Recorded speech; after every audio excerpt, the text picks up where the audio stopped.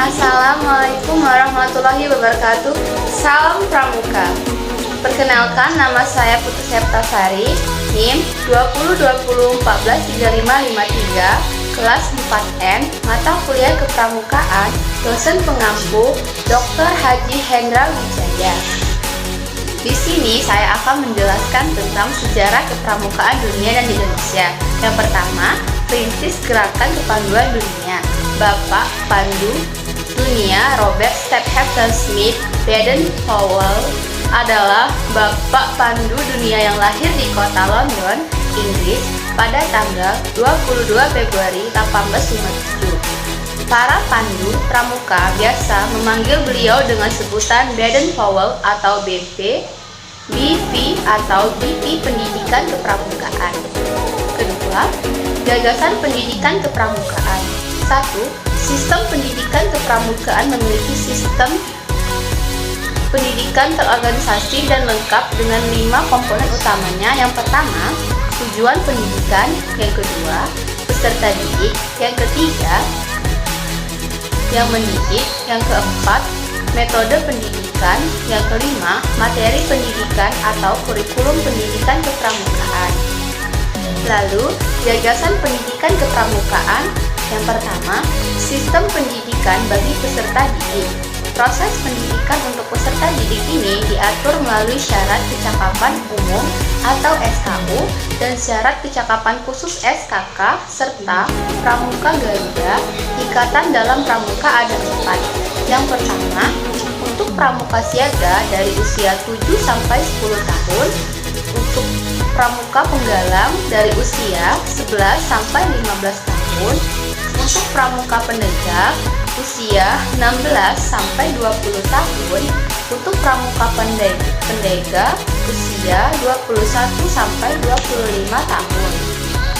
Untuk sistem pendidikan bagi orang dewasa, dalam gerakan pramuka ditujukan kepada pemberian bekal kemampuan agar orang itu dapat mengabdikan dirinya secara sukarela dan aktif menjalankan kewajibannya sebagai pembantu pembina pramuka, pelatih pembina pramuka, pembantu andalan, anggota majelis, pembimbing, dan staf kuartir.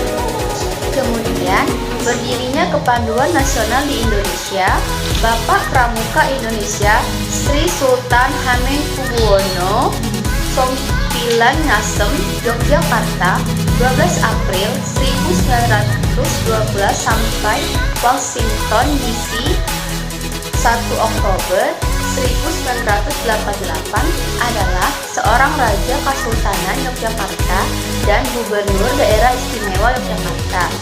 Beliau juga Wakil Presiden Indonesia yang kedua antara tahun 1973 sampai 1978. Beliau juga dikenal sebagai Bapak Pramuka Indonesia dan pernah menjabat sebagai Ketua Kuartir Nasional Gerakan Pramuka pada tahun 1961 sampai 1974.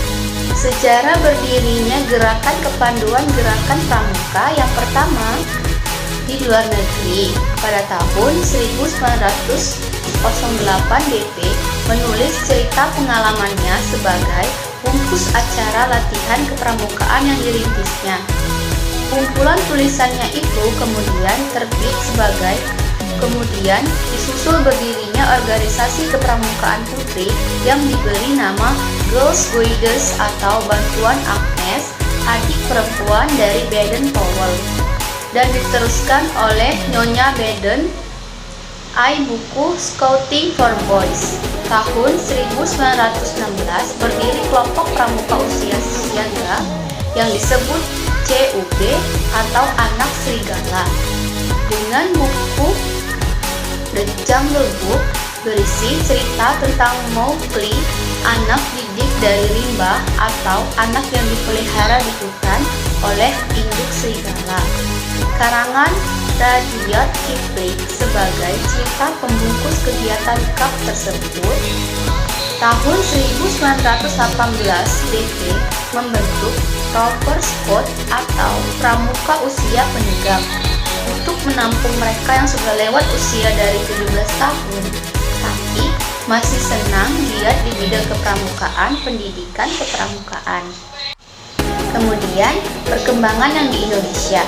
1. Masa Hindia Belanda. Yang pertama, kenyataan sejarah menunjukkan bahwa pemuda Indonesia mempunyai saham besar dalam pergerakan perjuangan kemerdekaan Indonesia, serta ada dan berkembangnya pendidikan kepramukaan nasional Indonesia. Yang kedua, organisasi kepramukaan di Indonesia dimulai oleh adanya cabang Netherlands Pathfinders Organisatie atau NPO pada tahun 1912. Yang ketiga, organisasi kepramukaan yang diprakarsai oleh bangsa Indonesia adalah Japan Pathfinders Organisatie atau JPO, berdiri atas prakarsa SP Mangkunegara pada tahun 1916. Yang keempat, kenyataan bahwa kepramukaan itu senapas dengan pergerakan nasional seperti tersebut di atas dapat diperhatikan pada adanya Pathfinder Muhammadiyah yang pada 1920 berganti nama menjadi Hizbul Wathon. Yang kelima, hasrat bersatu bagi organisasi kepramukaan Indonesia waktu itu tampak mulai dengan terbentuknya PAPI, yaitu persaudaraan antara Pandu Indonesia Pendidikan Pramuka. Lalu yang B, masa bala tentara Dai Nippon. Partai dan organisasi rakyat Indonesia termasuk gerakan kepramukaan dilarang berdiri, namun upaya menyelenggarakan Perkino II tetap dilakukan. Yang ketiga, masa Republik Indonesia. Sebulan sesudah proklamasi kemerdekaan Republik Indonesia, beberapa tokoh kepramukaan berkumpul di Yogyakarta dan bersepakat untuk membentuk panitia Kesatuan Kepanduan Indonesia sebagai suatu panitia kerja. Akhirnya melakukan Kongres 1 dan 2, maka dibentuk hasil terbentuknya Pandu Rakyat Indonesia Pendidikan Kepramukaan. Yang terakhir, pada 1953, IPINDO berhasil menjadi anggota kepramukaan sedunia. IPINDO merupakan federasi bagi organisasi kepramukaan putra, sedangkan bagi organisasi putri terdapat dua federasi, yaitu PKPI atau Persatuan Kepanduan Putri Indonesia dan POPPI-NDO atau Persatuan Organisasi Pandu Putri Indonesia. Baiklah, mungkin sekian itu saja dari penyampaian saya. Terima kasih, salam pramuka.